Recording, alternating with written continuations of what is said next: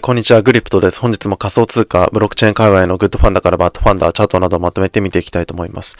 まずオンチェーン関連から見ていきますと、元メーカー DAO のスカイが、ラプド BTC 担保での借り入れを廃止する提案を行いまして、88% の賛成票を得て可決となっています。今後5段階のプロセスを経て、徐々に廃止する方向に向かうとのことですね。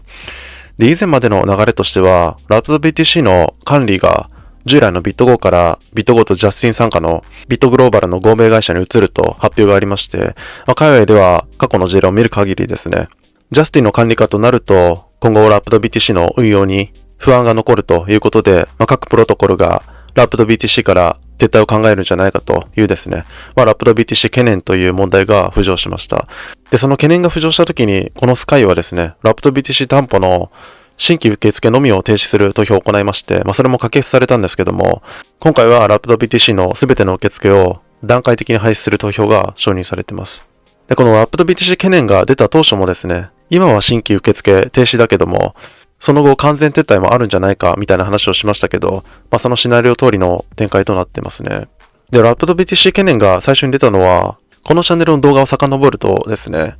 8月13日となってまして、デペグ仕掛けた後、また戻ってはいるんですけども、今回また下へ向かっている展開です。ビットコインの現在の規模からすると、そこまで影響ないとは思うんですけど、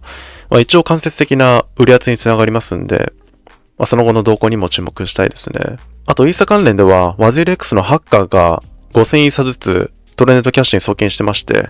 今週では合計15000イーサ、約3750万ドル相当の資金洗浄を行っています。こちらも一応売り圧要因として捉えられてますんで、先日から取り上げてますけども、ハッカーのメインアドレスは、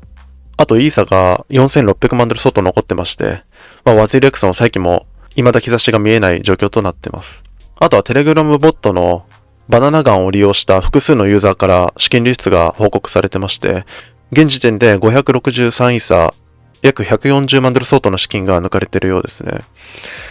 最近イーサ関連の不正流出が目立ちますね。このバナナガンに限らずですね、基本流行ってるところに仕掛けられる可能性が高いんで、何かいじる際は、たとえハックされても抜かれないようにですね、資金の入った端末での操作はなるべく控えた方がいいのかなと思いました。あと ETF 関連では、トークン2024で、ブロックデーモンの副社長がですね、香港のイーサ ETF のステーキング機能が今年中に承認される可能性があると発言したのが話題になっています。ブロックデーモンのブランジェス氏はですね、香港の ETF 発行者と緊密に協力し、現地の規制当局と協議しながら実現可能なステーキングソリューションを開発していると。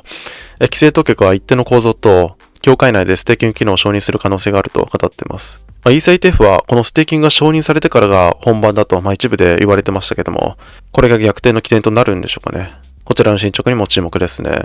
昨日の米国の ETF のフローは全体でプラスとなっています。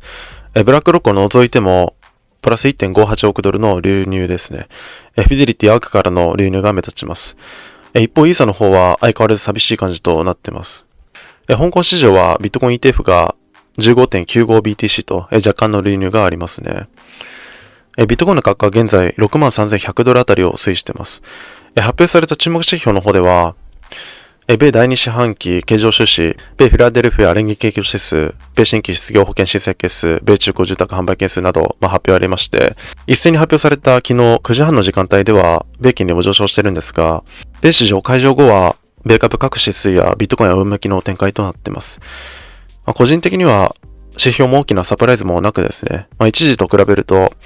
円高も収まっていることから、前日の FOMC の結果を引きずって若干リスクオンの方に傾いてるんじゃないかなと思いますね。米国債金利は 3.707 を推移しておりまして、ナスダックが 19,839、S&P500 が 5,712、ダウ平均が 42,025、キンゴールドが 2,586 ドル、日経平均が 37,860 円、ドル円が 142.22 円となっております。ビットコインのデリバティブの方では、9月末満期のオプションで7万ドル以上のコールが目立っていることから、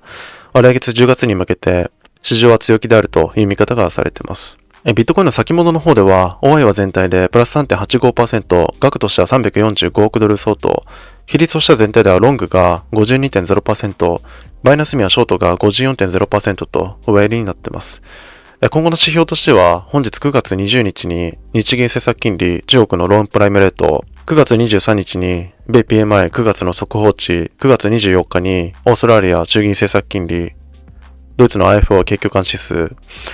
米コンファレンスボード消費者信頼感指数、米リッチモンド連銀製造業指数などが控えております。他アナリストの見解ではですね、そのビットコインの短期保有者の需要の低下から価格上昇しにくいんじゃないかとか、FRB の利下げからビットコインにも恩恵があるんじゃないかとかですね。あと過去の反撃サイクルと価格推移が酷似していることと、ステーブルの流通量が過去最高になっていることから、強気になる可能性があるというですね、スタンダードチャートの銀行、バーンスタインらの見解が注目されています。市場全体で見ると FRB の利下げ、そして追加利下げの期待からですね、また上向きになっている状態。仮想通貨市場単体で見ると、それらの期待から ETF の流入が回復してはいるもののですね、オンチェーン動向は少し不安が残る状態なのかなと思います。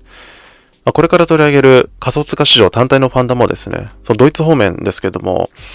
個人的にはネガティブな方に捉えられるものがありますんで、気が抜けない状態なのかなと思います。チャートだけ見たら、昨日、利下げ期待から64,000の小棒に戻れるかどうかという話をしたんですけども、やはりそのあたりが意識されているのか、一旦弾かれた展開となっています。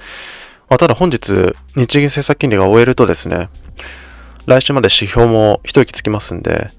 それまでに突破したいところではありますね。上は引き続き64,000を抜けられるかどうか、下は6万ドルで反発できるかが焦点になると思います。今後の市場どこに引き続き注目ですね。あとはイーサーですね。イーサの価格は現在2460ドル、BTC 建ては 0.0388 と、先物の方では OI は全体でプラス 4.09%、額としては114億ドル相当、比率としては全体ではショートが 50.1%、マイナスミはロングが 67.9% と、若干下寄りになっています。テクニカル的には200週の SMA がまだ割ってないということで、まだ希望があるという見解が注目されています。チャートだけ見たら、ドル建て、BTC 建てともにですね、底を形成して上に向かっているように見えますけども、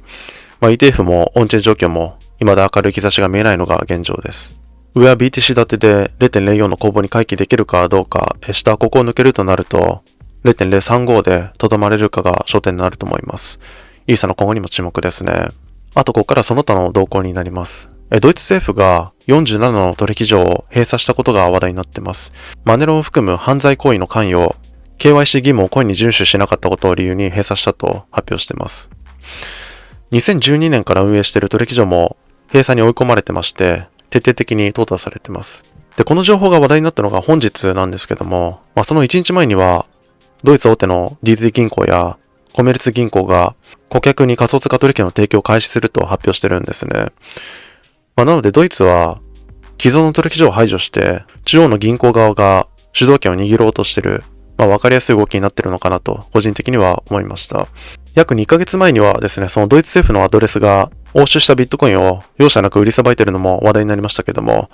このドイツの動きが今後どのように影響してくるのかにも注目ですね。あとその他の動きでは、ジェネシスの債権者1名から 4100BTC、約 2.4 億ドル相当を盗んだ2人が起訴されてたり、SEC vs コンセンシスの訴訟で裁判所がコンセンシス側の主張を却下してたり、テラフォームラブスの事業縮小が裁判所から承認されているのが話題になってたりしてますね。あとここからはアルト関連になります。トークン2024でソラナのスマホ第2弾の詳細が発表されまして、名称はスイカ、予約台数は14万台を突破してまして、2025年半ばに出荷予定とされています。前回サガもエアドルされるトークンの価格が本体価格を超えるということで、注文が殺到してエアドルされたボンクなどが高騰しましたけども、今回の本体価格は450ドルと設定されています。果たして今回も元が取れるんでしょうかね。今後の進捗に注目ですね。あとはワールドコインがアプリ内で顔認証のテストを開始したことが話題になっています。ただこれは顔での個人照合を始めたわけではなくて、その iPhone とかでよくあるセキュリティのための認証のようですね。オーブでワールド ID を認証した人だけが利用できるようになるとのことです。ワールドの価格は現在 1.58 ドル、BTC 建てはプラマイゼロあたりですね。時価総額は106位です。未だに各国の規制が解除されないワールドですけども、ここから浮上できるのか注目ですね。あとはフォアサイトベンチャーズがエイプトスに数百万ドル規模の投資を行ったことを明かしています。L1 チェーンのインフラ開発を加速させるための投資とされてますね。フォアサイトベンチャーズは先日も当への投資で話題になってましたけども、エプトスにも出資となってますね。エプトスの価格は現在 6.7 ドル、BTC 建てはプラス 5.0%、時価総額は31位ですね。上位の中では比較的強くなってますが、ここからさらに上へ迎えるのか注目ですね。あとその他資金調達関連では、サーティックが自社のセキュリティ製品に4500万ドル投資、ソラナの DeFi、ドリフトが2500万ドルの資金調達を発表しています。これらの今後の展開にも注目ですね。今日はこのところですかね。何かありましたらコメントいただけるとありがたいです。よければチャンネル登録とグッドボタンよろしくお願いします。